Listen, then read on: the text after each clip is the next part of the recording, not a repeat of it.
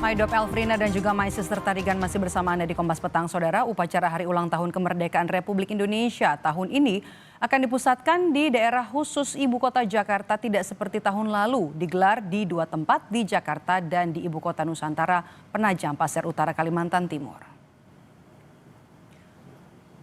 Kepastian peringatan HUT ke-80 RI digelar di Jakarta bukan di IKN, disampaikan langsung oleh Kepala Kantor Komunikasi Kepresidenan atau Presidential Communication Office atau PCO, Hasan Nasbi. Dan menurut Hasan, sejauh ini belum ada perubahan terkait lokasi pelaksanaan HUT ke-80 RI karena sampai saat ini belum ada arahan khusus dari Presiden Prabowo Subianto untuk memindahkan lokasi upacara HUT RI ke IKN. Semua persiapan hanya diarahkan ke Jakarta.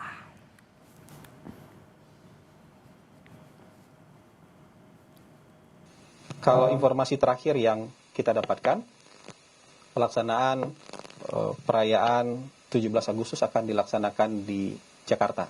Panitianya sudah dibentuk.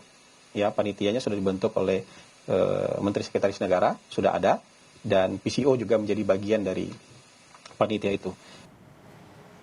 Presiden ke-7 Republik Indonesia Joko Widodo merespons soal pelaksanaan peringatan HUT ke-80 Kemerdekaan Republik Indonesia di Istana Negara Jakarta, bukan di Ibu Kota Nusantara.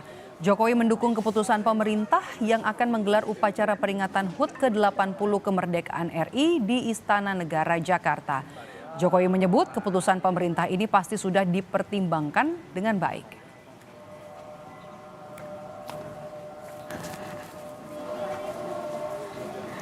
Nggak di Jakarta, nggak di IKN. Tanggapannya gimana? Semua keputusan pemerintah kita harus dukung.